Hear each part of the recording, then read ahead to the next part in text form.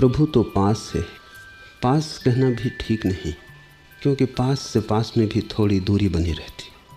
इसलिए यही उचित है कहना कि प्रभु दूर नहीं है। वस्तुतः तो प्रभु तुम्हारा आत्यंतिक होना है। जैसे कली और फूल में क्या फासला है? कली होने वाला फूल है। अभी कली है, अभी फूल हो जाएगी। कली में फूल छिपा है, फूल में कली छिपी है। कली और फूल किसी एक ही घटना के दो कदम। जो कली में छिपा है वही फूल में प्रकट हो जाएगा, जो कली में बंद है वही फूल में खुल जाएगा। ऐसे ही तुम्हारा और प्रभु का नाता है। तुम अगर कली हो तो वो फूल है, तुम अगर बीज हो तो वो वृक्ष है। तुम्हारा होना और उसका होना दो बातें नहीं, किसी एक ही बात के दो चरण हैं। इसे बहुत ठीक से समझ लेना ज़रूरी है। ये समझ में जितना गहरे बैठ जाए, इतना गहरे बैठ जाए कि तुम्हारे रोए रोए में ये प्रतीति होने लगे, तो प्रभु को पाने में फिर जरा भी देर नहीं। अगर ये प्रतीति समग्र हो जाए, अगर श्वास श्वास धड़कन धड़कन ये एहसास कर ले कि मैं कली हूँ वो फूल है, ये धारणा इतनी सघन हो जाए कि इससे भिन्न धारणा के लिए कोई जगह ही तुम्हारे भीतर न बचे, तो इसी क्षण कली फूल हो जाए, इसी क्षण बीज टूट जाए, अंकुर निकल आए। क्षण की भी देरी नहीं, लेकिन ये प्रतीति, और इस प्रतीति के होने में सबसे बड़ी बाधा तुम्हारा मन है। तुम्हारा मन कहेगा ये हो ही कैसे सकता है। और बड़ी से बड़ी बाधा तुम्हारे आसपास घिरे हुए पंडितों का जाल है। वो भी कहेंगे ये कैसे हो सकता है। उन्होंने तो इससे उल्टी ही बात तुम्हें सिखाई है। उन्होंने तुमसे ये नहीं कहा है कि परमात्मा तुम्हारे निकट है। उन्होंने तो तुमसे यही कहा है कि तुमसे ज़्यादा निंदनीय और कोई भी नहीं। तुम ऐसे निंदित हो कि परमात्मा तुम्हारे निकट हो ही कैसे सकता है। उन्होंने तो सिर्फ तुम्हें नरक का आभास दिलाया है, स्वर्ग का नहीं। और हजारों हजारों साल के शिक्षण दीक्षण ने तुम्हारे मन में ये बात गहरे में जमा दी है कि तुम सिर्फ निंदा के पात्र हो। नरक के अतिरिक्त तुम्हें अपने होने के लिए कोई और दूसरा उपाय नहीं दिखाई पड़ता। और तुम जितना अपने को निंदित समझोगे उतना ही परमात्मा दूर है। कली खिल नहीं सकती, तुम ही कली को न खिलने दोगे। तुम्हारे निंदा का भाव ही कली के खिलने में सबसे बड़ी बाधा बन जाएगी। और उन्होंने कैसी सरल सीधी बातों को निंदित कर दिया है कि बड़ी कठिनाई है। कल एक युवक आया। युवक है तो स्वभावतः वासना जगेगी। कुछ आश्चर्यजनक नहीं है, न जगे तो ही आश्चर्यजनक है। युवक हो और अगर वासना न जगे तो उसका अर्थ यही हुआ कि कहीं ना कहीं शरीर में, मन में कुछ कमी रह गई, कहीं कोई बात चूक गई। वासना तो स्वाभाविक है, लेकिन वो युवक अपने को बहुत निंदित और दलित मान रहा है, आत्मग्लानि से भरा है। वो कहता है मेरे मन में बड़े पाप उठ रहे हैं, कैसे पाप से छुटकारा हो। जिस चीज को तुमने पाप कह दिया उससे छुटकारा कभी भी ना हो सकेगा, क्योंकि जिस चीज को तुमने पाप कह दिया उतना ही में मामला समाप्त नहीं हो गया, उसके कारण तुम पापी हो गए। और पापी परमात्मा के निकट कैसे हो सकेगा। थोड़ा सा भोजन में रस है तो पाप, थोड़ा कपड़ा पहनने में रस है तो पाप, थोड़ी ज़्यादा देर सो जाते हो सुबह तो पाप। सब तरफ से पाप खड़ा कर दिया निंदकों ने। जहर फैलाने वालों का बड़ा लंबा इतिहास है। उन्होंने सब तरफ तुम्हें निंदित कर दिया।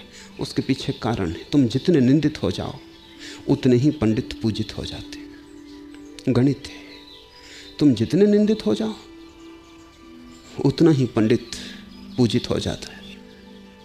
क्योंकि वो सुबह 5 बजे उठता है और तुम नहीं उठ पाते। वो ब्रह्म मुहूर्त में उठता है, वो उपवास करता है, तुम नहीं कर पाते। त्यागी त्याग करता है, तुम नहीं कर पाते। लेकिन तुम जान के चकित हो गए कि 100 में से 99 त्यागी इसलिए त्याग कर रहे हैं कि उनका त्याग एक अस्त्र है जिससे वो तुम्हें निंदित करते हैं। उनका त्याग उनके अहंकार की एक व्यवस्था है। उपवास में मजा उन्हें भी नहीं आता, लेकिन उपवास के कारण भोजन करने वालों को नरक में भेजने की जो सुविधा उनके मन में आ जाती, वही उपवास का रस है। उपवास में किसको रस आएगा? भूख तो पीड़ा देगी, ये बिल्कुल स्वाभाविक है। लेकिन अगर मेरे एक दिन उपवास करने से लाखों लोगों की तरफ मैं निंदा से देखने का मौका पा सकता हूं, तो रस आ जाएगा। 100 में से 99 ब्रह्मचारी सिर्फ इसलिए ब्रह्मचारी हैं कि उसके कारण तुम सभी पापी हो जाते हो। मेरे एक मित्र हैं, उनके पास बड़ा मकान है। उस नगर में उससे बड़ा मकान किसी के पास नहीं था। फिर एक पड़ोसी ने और बड़ा मकान बना लिया। उनका मकान उतना का ही उतना रहा, कोई रत्ती भर फर्क ना आया, पर वे उदास और दुखी हो गए। उनके घर में मेहमान था तो वो बड़े चिंतित थे। मैंने कहा, मेरी समझ में नहीं आता, तुम्हारा मकान ठीक वैसा का वैसा है। उन्होंने कहा, कैसे वैसा का वैसा रहेगा? पड़ोस में देखते नहीं, बड़ा मकान खड़ा हो गया। जब तक इससे बड़ा मकान मेरा ना हो जाए तब तक चित्त में अब शांति नहीं। दूसरे को निंदित करना हो तो एक ही उपाय है कि तुम जिस बात को निंदा करते हो उसको स्वयं ना करो। और सरल से उपाय है कि कोई आदमी विवाह नहीं करता तो गैर विवाहित रह के विवाहित लोगों को, सारी दुनिया विवाहित लोगों की निंदित हो जाती, उसके अहंकार की कोई सीमा नहीं रहती। अब ये युवक जो मेरे पास कल आया, वो कहता है कि बड़े पाप में पड़ा हूं, इससे छुटकारा दिलाएं। पाप कहाँ है? जो स्वाभाविक है उसमें कोई पाप नहीं। और ध्यान रखने की बात तो यह है कि अगर तुमने पाप समझा तो कभी छूट ना पाओगे, अगर छूटना चाहा तो कभी छूट ना पाओगे, और अगर तुमने प्रभु की अनुकंपा समझी, इसे भी, इसके द्वारा भी तुम प्रभु को पास ले आए, दूर न किया। जरा सूक्ष्म ठीक से समझ लेना। अगर तुमने कहा पाप है तो कितनी बातें घट रही हैं तुम्हें पता नहीं। किसी चीज को पाप कहा तो तुम पापी हो गए, किसी चीज को पाप कहा तो पूरी प्रकृति पापी हो गई, क्योंकि उसी प्रकृति से वो पाप जन्मा है। और किसी चीज को अगर पाप कहा तो बहुत गौर से देखना, परमात्मा भी पापी हो गया, क्योंकि उसके बिना इस जगत में कुछ भी घट नहीं सकता है। वही बनाता है और पाप बनाता है, पापी हो गया। जॉर्ज गुजिएफ कहा करता था कि सभी धर्म परमात्मा के खिलाफ है, और ये बात सच है, क्योंकि जितनी चीजों को तुम पाप कह रहे हो उतने ही अंशों में परमात्मा की भी निंदा कर रहे हो। अगर तुमने एक चीज की भी निंदा की तो तुमने उसके साथ पूरे अस्तित्व को निंदित कर दिया। और ये सब उसी का खेल है, ये सब उसी के रूप है। वो भी निंदित हो गया, फासला बहुत भारी हो गया, अब तुम कभी ना पहुंच पाओगे। और अगर तुमने अपनी वासना को भी उसका ही खेल समझा, उसने ही दिया है, तो जरूर कोई राज होगा। शायद यही राज हो कि वासना में तुम्हें फेंके और तुम न फेंको, वासना में तुम्हें धकाए और तुम उबर आओ, वासना में तुम्हें उतारे और तुम अतिक्रमण कर जाओ, यही राज होगा। लेकिन तब ये पाप नहीं है, तब ये शिक्षण हुआ, तब ये पाप नहीं है, तब ये परमात्मा की अनुकंपा हुई। जैसे कि सोने को आग में फेंको तो निखर के वापस आता है, ऐसा परमात्मा तुम्हें संसार में फेंकता है कि तुम निखर के वापस आ जाओ। आग की निंदा मत करो, परमात्मा की अनुकंपा को खोजो, तत्क्षण तुम पाओगे वो पास से कली खुलने लगी। बुरे से बुरे में भी उसी का हाथ जिसने देख लिया वही साधु है। लेकिन जिसको तुम साधु कहते हो वो अच्छे से अच्छे में बुराई खोज लेते। एक साधु मुझे मिलने आए, वो थोड़े चकित हुए। जिस मकान में मैं रहता था उन दिनों बड़ा बगीचा था, उसके आसपास बड़े फूल खिले थे। उन्होंने कहा आप, और मैं पौधों को पानी दे रहा था, आप और फूलों में आपका रस है। फूल में तो कोई पाप नहीं दिखाई पड़ता, लेकिन उन्होंने कहा आप और फूलों में रस। आप जैसे व्यक्ति को तो सभी राग रंग से विमुक्त होना चाहिए। फूल भी राग रंग है तो अगर बहुत गौर से देखो तो फूल भी काम वासना का ही हिस्सा है। अगर तुम वैज्ञानिक से पूछो तो वो बताएगा कि फूल खिलता है तो फूल में जो मध्य में छिपे हुए कण हैं, उन कणों को वो कण उसके वीर्य कण मधुमक्खियों, मक्खियों और तितलियों के पंखों में लगा के उन कणों को वो दूसरे फूलों के पास भेज रहा है। वो फूल खुद तो नहीं चल सकता, इसलिए मादा को नहीं खोज सकता, तो उसने एक तरकीब निकाली है। वो तरकीब बड़ी कुशल है। वो मधुमक्खी को आकर्षित कर लेता है। मधुमक्खी की उस पर बैठती है तो पैरों में उसके पराग के कण लग जाते। मधुमक्खी के माध्यम से वो अपने वीर्य कण भेज रहा है। मधुमक्खी फिर मादा फूल पर बैठेगी और वीर्य कण छूट जाएंगे, दो का मिलन हो जाए। गौर से देखो तो फूल भी काम वासना है। अगर गौर से देखो इस संसार में तुम्हें काम वासना के अतिरिक्त कुछ भी दिखाई ना पड़ेगा। सब जगह नर मादा का खेल है। इसलिए जिन्होंने धर्म की बड़ी गहरी खोज की है, जैसे कि हिंदुओं ने बड़ी गहरी खोज की है, तो हिंदुओं ने अपने सभी परमात्मा के रूप के साथ नारी रूप को संयुक्त रखा। तो राम के साथ सीता है, साथ ही नहीं है, राम से भी ज्यादा महत्वपूर्ण। इसलिए हिंदू सीता राम कहते हैं, राम सीता नहीं कहते। सीता को पहले, राधा कृष्ण कहते हैं, राधा को पहले। जैनों को यह बात बहुत अखरती रही कि तुम अपने भगवान के साथ और स्त्री को क्यों खड़ा किए हो। महावीर अकेले खड़े। महावीर ने विवाह किया था, लड़की हुई थी, उनके दमान था, लेकिन महावीर को मानने वाला जो कट्टरपंथी संप्रदाय है दिगंबर, वो कहता उन्होंने कभी विवाह किया ही नहीं। महावीर और विवाह करें पाप, असंभव, ये कपोल कल्पित है, ये अफवाह है, विरोधियों की उड़ाई हुई। राम और सीता को जैन नमस्कार भी नहीं कर सकता, क्योंकि कठिनाई सीता की वजह से। राम को कोई अड़चन नहीं, कर लेता, लेकिन ये सीता माता जो साथ में खड़ी, ये बर्दाश्त के बाहर। लेकिन पूरे जीवन का खेल नर और मादा शक्ति का खेल है। सारी प्रकृति नर और मादा शक्ति का मिलन है। तो क्यों तुम पाप?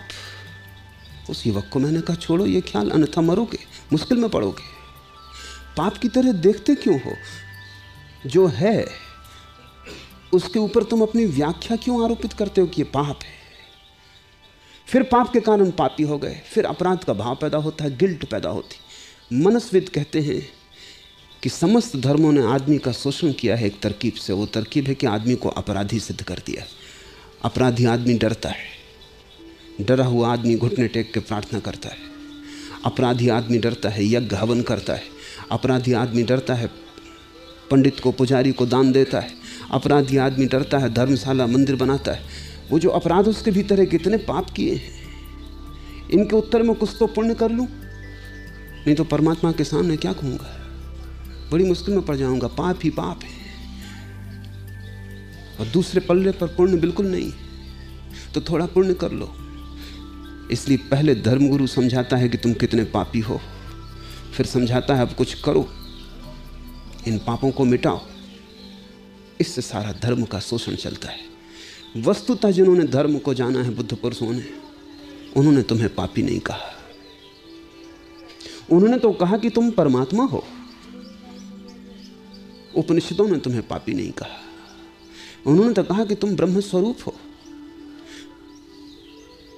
उन्होंने तो कहा कि तुम्हारे भीतर वही छिपा है जो आत्यंतिक है। तुम खाली सोना हो, थोड़ी मिट्टी यहां वहां से लग भी गई होगी तो क्या घबरा रहे हो? क्या डर का कारण है? मिट्टी कितनी ही तुमसे लग जाए, तुम मिट्टी नहीं हो सकते। तुम गहनतम नरक में भी चले जाओ तो तुम्हारी अंतर ज्योति न बुझेगी, जलती ही रहेगी। महापाप से घिर जाओ तो भी तुम्हारे उद्धार का उपाय समाप्त नहीं हो गया है। तुम एक क्षण में वहां से छलांग लगा सकते हो। तुम अपने को खो ना सकोगे, तुम्हारे होने में ही परमात्मा छिपा है। तुम कितने ही उससे दूर निकल जाओ, जरा तुम मुड़ोगे और उसे तुम पीछे खड़ा हुआ पाओगे। ऐसे ही जैसे कोई सूरज की तरफ पीठ करके चलता रहे, हजारों मील चलता रहे, क्या तुम सोचते हो सूरज उससे हजारों मील दूर हो जाता है? जिस क्षण वो लौट के देखेगा सूरज को पीछे पाएगा। सूरज तो फिर भी दूर है। जिस सूरज की कबीर बात कर रहे हैं, जिस सूरज की मैं बात कर रहा हूं, तुम कहीं भी भागो तुम उससे भाग ना सकोगे, क्योंकि तुम ही वही हो। सबसे बड़ी उद्घोषणा जो तुम्हें अपने जीवन में कर लेनी है वो ये है कि मेरे भीतर छिपा परमात्मा है। इस उद्घोषणा के साथ ही तुम्हारे पाप धुल जाएंगे। इस उद्घोषणा के साथ ही कांटे झड़ जाएंगे। इस उद्घोषणा के साथ ही तुम पाओगे कि अंधेरा खुद तुमसे डरने लगा। और मजा तो तभी है जब पाप तुमसे डरे। तुम पाप से डरो, मजा नहीं है, जीवन रुग्ण हो गया। मजा तो तभी है जब तुम जहां जाओ वहां रोशनी पहुंच जाए। तुम अंधेरे से भागो, ये बात शोभा नहीं देती। इसलिए कबीर के वचन तुम्हें बड़े क्रांतिकारी मालूम पड़ेंगे। हैं भी जलते हुए अंगारे, जिस हृदय को इन्होंने छू लिया उस हृदय को रूपांतरित कर दिया। इन वचनों से जो बच जाए वो अभागा है। और एक एक शब्द को गौर से सुनना। घर घर दीपक बरे, लखे नहीं अंधे। कबीर कह रहे हैं घर घर में जल रहा है उसका दिया, घर घर में उसी का नूर है। घर घर यानी शरीर शरीर, जल रही उसी की ज्योति। बड़ी मजे की बात है। फिर भी तुम्हें दिखाई नहीं पड़ती, कैसे अंधे हो। और ये अंधापन भी साधारण अंधापन नहीं है। ये अंधापन ऐसा नहीं है कि आंख तुम्हारे पास ना हो, तुम बने हुए अंधे हो। आंख तुम्हारे पास है और बंद किए बैठे हो। अंधे भी होते तो क्षमा के योग्य थे। क्या करोगे? आंख ही नहीं होगी तो तुम भी क्या करोगे? पर आंख है, भीतर की आंख कभी भी अंधी नहीं होती, क्योंकि भीतर की आंख का अर्थ केवल होता है होश की क्षमता। वो तो सभी में है, चैतन्य तो सभी में है, वही भीतर की आंख है। लेकिन तुम बंद किए बैठे हो। न केवल तुम बंद किए बैठे हो, बल्कि तुमने बड़ी श्रद्धा कर ली है अपने अंधेपन पर। मुल्ला नसरुद्दीन एक दिन मेरे पास आया। एक तो चश्मा लगाए हुए था, दो हाथ में लिए हुए था। मैं पूछा कि मामला क्या है, इतने चश्मे? उसने कहा कि एक पास देखने के लिए, एक दूर देखने के लिए, और दूसरा तीसरा दो को खोजने के लिए। मैंने कहा तुम एक काम करो, एक चश्मा और खरीदो, तीन कम। उसने कहा चौथा किस लिए? तो तुम सोच के आओ। रात भर सोचता रहा, सुबह आकर उसने कहा बहुत सोचा, लेकिन कुछ तीन में बात खत्म हो जाती, चौथी की कुछ समझ में नहीं आती। उनका भीतर कैसे देखोगे? उसकी तो याद ही नहीं आती। दूर का इंतजाम कर लिया, पास का इंतजाम कर लिया, दोनों चश्मों को खोजने का भी इंतजाम कर लिया, सब इंतजाम तुमने कर लिया, लेकिन बाहर का, भीतर का भी कुछ ख्याल है? और भीतर ही जल रही है रोशनी। और जब तक तुम्हें अपने भीतर की रोशनी ना दिखाई पड़े, जब तक तुम्हें किसी की भी भीतर की रोशनी ना दिखाई पड़ेगी, जब तक तुम अपने को शरीर मानोगे, दूसरे भी तुम्हें शरीर जैसे ही दिखाई पड़ेंगे। क्योंकि दूसरे का बोध तुम्हारे आत्मबोध से ऊपर नहीं जा सकता। जिस दिन तुम्हें भीतर का जलता हुआ प्रकाश दिखाई पड़ेगा, उसी क्षण तुम्हें सभी घर में दिए दिखाई पड़ जाएंगे। ऐसा ही नहीं कि मनुष्यों में, पशुओं में, पक्षियों में, पौधों में भी तुम्हें जलती हुई आग दिखाई पड़ेगी। सब रोशन है, सारा जगत रोशन है। यहां रोशनी के सिवाय कुछ है ही नहीं। प्रत्येक चीज रोशनी से बनी है। रोशनी मूल आधार है। घर घर दीपक बरे, लखे नहीं अंधे। पर बड़े अद्भुत अंधे हो तुम कि घर घर जो दिया जल रहा है, और दूसरों के घरों में ही नहीं, तुम्हारे घर में भी जो दिया जल रहा है वो भी तुम्हें दिखाई नहीं पड़ता।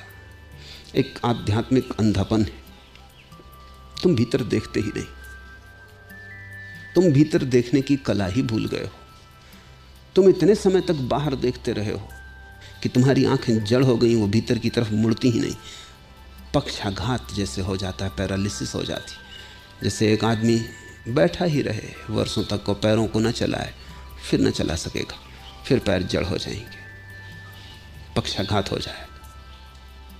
एक आदमी आंखों को बंद किए बैठा रहे कई वर्षों तक अंधेरे में, तो आंखें फिर रोशनी को देखने में समर्थ न रह जाएंगी, क्योंकि प्रत्येक चीज सक्रिय रहने से सतेज रहती, निष्क्रिय होने से क्षमता खो देती। तुम्हारी भीतर की तरफ देखने की क्षमता जंग खा गई, तुमने उसका उपयोग ही नहीं किया, और इसलिए तुम अंधे जैसे मालूम पड़ रहे हो। अंधे तुम हो नहीं, अंधे तुम हो नहीं सकते। और अगर तुम्हें लगता हो कि तुम अंधे हो, और अगर तुमने ये मान लिया कि तुम अंधे हो, तो तुम्हारी मान्यता ही तुम्हारी मृत्यु हो जाएगी। लेकिन बड़ी मजे की बात है, लोग आते हैं, वो पूछते हैं कि ईश्वर कहाँ है, आप हमें दिखा दें। वो ये नहीं पूछते कि हो सकता है ईश्वर तो हो और हमारे पास देखने की कला ना हो, आप हमें देखने की कला सिखा दें। वो ये नहीं पूछते, वही पूछते हैं ईश्वर कहाँ है, अगर है तो दिखा दें। उन सभी को ये भ्रांति है कि जैसे अगर ईश्वर हो तो तुम्हें दिखाई पड़ ही जाएगा, तुम्हारे देखने की क्षमता की जैसे कोई जरूरत ही नहीं। जैसे अंधा कहे प्रकाश को दिखा दे, कैसे दिखाइएगा प्रकाश अंधे को? बहरे को कैसे सुनवाइएगा संगीत? नासापुट जिसके जड़ हो गए हों, उसे कैसे गंध का बोध दिलवाइएगा? सारा जगत भरा हो सुगंध से, पर जिसकी नाक में पक्षाघात लग गया है, क्या कोई उपाय है? और वैसा आदमी अगर जिद कर ले कि जब तक परमात्मा ना दिखेगा तब तक मैं मान ना सकूंगा, तो वैसा आदमी सदा के लिए अंधा रह जाएगा, क्योंकि वो ये कह रहा है कि मैं मानूंगा तभी जब दिखाई पड़ जाएगा। यही श्रद्धा के सूत्र का अर्थ है। श्रद्धा का अर्थ है जैसे मानने के लिए तर्क के पास कोई कारण ना हो, जिसे मानना बिल्कुल असंभव मालूम पड़े, जिसे मानना बिल्कुल ही अतर्क हो, उसे मान लेना। जो दिखाई ना पड़ता हो, जिसका स्पर्श ना होता हो, जिसकी गंध ना आती हो, और जिसको मानने के लिए कोई भी आधार ना हो, उसे मान लेने का नाम है श्रद्धा। लेकिन श्रद्धा बहुमूल्य सूत्र है, वो अंत नहीं है, शुरुआत है। जिसे तुम मान लेते हो उसकी खोज की संभावना शुरू हो जाती है। वैज्ञानिक हाइपोथेसिस निर्मित करते हैं, श्रद्धा हाइपोथेसिस। हाइपोथेसिस का मतलब होता है कि पहले वैज्ञानिक एक सिद्धांत तय करता है, क्योंकि बिना सिद्धांत तय किए तुम जाओगे कहां, खोजोगे कैसे, क्या खोजोगे? खोज की शुरुआत ही ना हो सकेगी। वो सिद्धांत सिर्फ प्रारंभ है, वो कोई अंत नहीं है, लेकिन उससे द्वार खुलता है, उससे संभावना निर्मित होती, फिर आदमी खोजने निकलता है। हो सकता है वो मिले, हो सकता है न मिले, क्योंकि अंधेरे में तुमने जो तय किया था उसके मिलने की कोई ज़रूरत नहीं है। लेकिन एक बात पक्की है, हो सकता है तुमने जो तय किया था वो न मिले, लेकिन कुछ मिलेगा। परमात्मा को तुम अभी जानते नहीं, कोई पहचान नहीं, कभी देखा नहीं, मिलन नहीं हुआ। श्रद्धा का अभी तो इतना ही अर्थ हो सकता है कि हम एक परिकल्पना स्वीकार करते हैं और हम खोज में लगते हैं। शायद जो परिकल्पना है वैसा सिद्ध हो ना हो, लेकिन एक बात पक्की है कि खोज शुरू हो जाएगी, और जिसकी खोज शुरू हो गई अंत ज़्यादा दूर नहीं है। और एक बात ये भी पक्की है कि अज्ञानियों ने जितने ढंग से परमात्मा को माना है, अंतिम अर्थ में वे कोई भी सही सिद्ध नहीं होती, वे सभी परिकल्पनाएं असिद्ध होती। जो प्रकट होता है वो सभी परिकल्पनाओं से ज़्यादा अनूठा है। जो प्रकट होता है वो तुम्हारी सभी मान्यताओं से बहुत ऊपर है। जो प्रकट होता है, तुमने सोचा था दिया, लेकिन जो प्रकट होता है वो महासूर्य है। किसी की परिकल्पना परमात्मा के संबंध में कभी सही सिद्ध नहीं होती, हो भी नहीं सकती। छोटा सा मन, छोटा सा उसका आंगन, कितना बड़ा आकाश उस आंगन में समाएगा। छोटे छोटे हाथ हैं, इन छोटे छोटे हाथों से उस विराट को छूने की कोशिश, कितना विराट तुम छू पाओगे। बूंद जैसी क्षमता है, सागर को खोजने निकले हो। कितना सागर तुम अपने में ले पाओगे? लेकिन श्रद्धा के बिना यात्रा शुरू नहीं होती। श्रद्धा का कुल इतना ही अर्थ है कि साहस की हम तैयारी करते। हम ज्ञान से ना बंधे रहेंगे, अज्ञात में उतरने के लिए हमारी हिम्मत है। हम डरे डरे अपने घर में कैद ना रहेंगे, हम खुले आकाश के महाअभियान पर निकलते। एक बात पक्की है कि तुम जो भी मान के निकलोगे वो तुम कभी ना पाओगे, क्योंकि तुम अभी जानते नहीं तो तुम ठीक मान कैसे सकोगे। सम्यक श्रद्धा तो ज्ञान से घटित होगी, लेकिन सम्यक श्रद्धा के पहले एक परिकल्पित श्रद्धा है, हाइपोथेटिकल है। वैज्ञानिक भी उसके बिना काम नहीं कर सकता, तो धार्मिक तो कैसे कर सकेगा? तो श्रद्धाएं दो प्रकार की हैं। एक श्रद्धा है साहस का नाम, जो अज्ञान से बाहर लाती, द्वार बनती।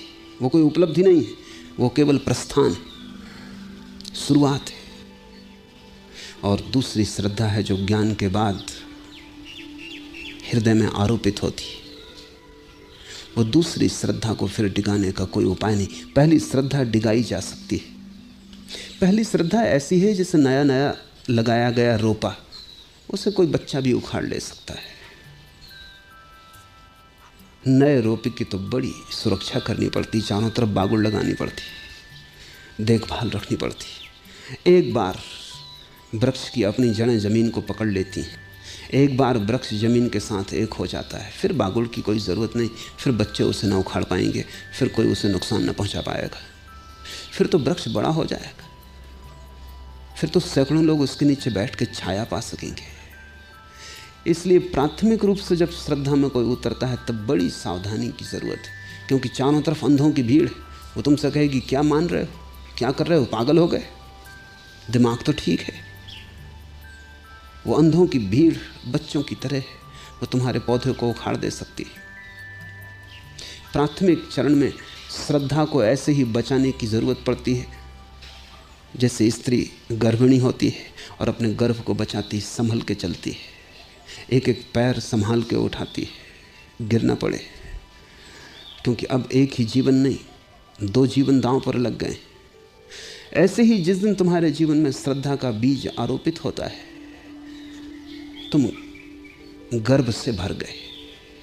अब परमात्मा ने तुम्हारे भीतर पहला रूप लिया है। बीज वृक्ष की क्या खबर दे सकता है? बीज तो कंकड़ पत्थर जैसा मालूम पड़ता है, इससे फूलों का क्या नाता जोड़ोगे? तो पहली श्रद्धा कभी भी अंतिम श्रद्धा की कोई झलक नहीं दे सकती, लेकिन पहली श्रद्धा के बिना अंतिम श्रद्धा के आने का कोई उपाय नहीं। और पहली श्रद्धा ही तुम्हारे जीवन चिंतना का ढंग बदलेगी, शैली बदलेगी। पहली श्रद्धा का अर्थ होता है, अब तुम ये ना पूछोगे कि परमात्मा है या नहीं, अब तुम ये पूछोगे कि मेरी आँख कैसे सुधर जाए कि अगर वो हो तो मैं उसे देख लूँ, और अगर न हो तो उसके न होने को देख लूँ, लेकिन आँख मेरी कैसे सुधर जाए। तुम्हारी सारी वृत्ति अब परमात्मा है या नहीं इससे संबंधित ना रही, अब इससे संबंधित हो गई कि मेरी देखने की क्षमता कैसे साफ हो जाए। होगा तो देख लेंगे, न होगा तो न होना देख लेंगे, लेकिन अब बिना देखे ना रहेंगे। जिसने ये तय कर लिया कि अब अंधे ना रहेंगे, अब आँख चाहिए, बिना देखे ना रहेंगे, अब दर्शन चाहिए।